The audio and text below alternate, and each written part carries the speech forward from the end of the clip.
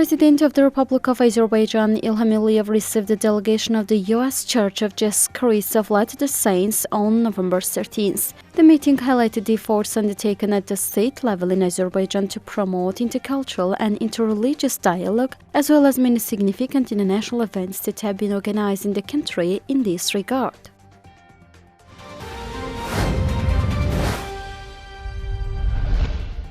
On November 13th, head of the administration of the President of the Republic of Azerbaijan, Samir Nuriyev, introduced Ceyhun Jalilov, the plenipotentiary representative of the President of the Republic of Azerbaijan in Nakhchivan Autonomous Republic, to the public of the Autonomous Republic. Speaking at this ceremony, Samir Nuriyev stated that President of Azerbaijan Ilham Aliyev always keeps the social, economic and cultural development of Nakhchivan Autonomous Republic in the spotlight. Ceyhun Jalilov expressed his deep gratitude to the head of our state for the high trust placed in him and stated that he would live up to the confidence shown.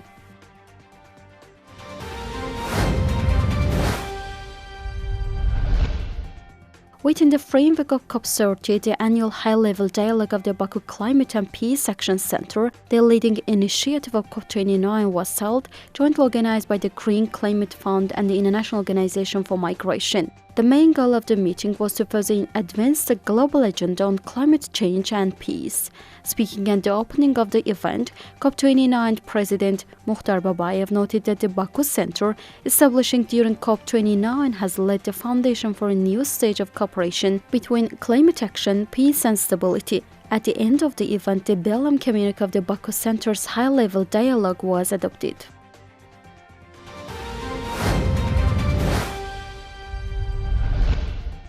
As part of the Euro Constitution and sovereignty, the national flag of Azerbaijan was raised in front of the Philadelphia City Hall. The ceremony was held at the initiative of the Azerbaijani embassy in the U.S.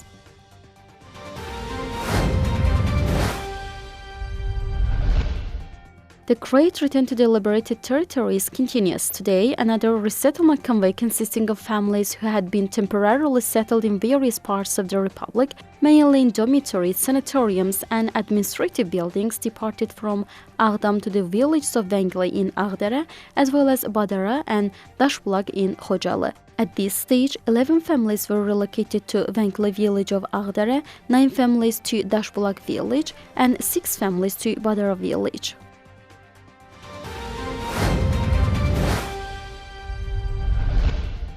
The 550th anniversary of the birth of Ashakdirili Gurbani, the National Commission of Azerbaijan for UNESCO said in its statement. The decision was adopted at the 43rd session of the UNESCO General Conference held in Samarkand, Uzbekistan. Ashakdirili Gurbani was one of the most outstanding medieval Azerbaijani folk artists. He lived in the second half of the 15th and early 16th centuries.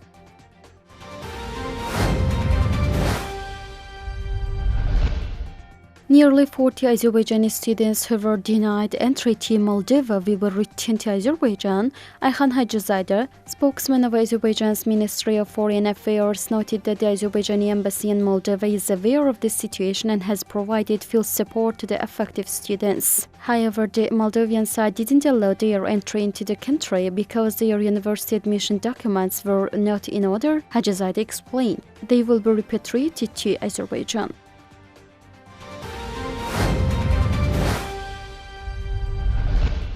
Flights of C-130 military transport aircraft in Turkey have been temporarily suspended. The ministry stated that the decision was made as a precautionary measure following the crash of a C-130 aircraft on November 11th near the Georgia-Azerbaijan border.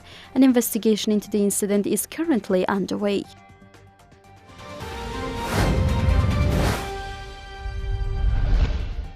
The black box of the C-130 military plane that crashed in Georgia has been brought to Turkey. It should be noted that yesterday, a C-130 military cargo plane belonging to the Turkish Armed Forces crashed in Georgia. All 20 soldiers on board the plane died as a result of the accident.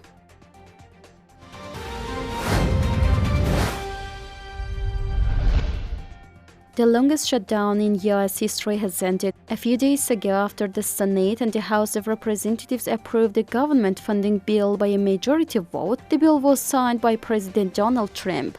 The legislation provides funding for the government until January 30. The shutdown, which began on October 1st and lasted 43 days, has become the longest in U.S. history.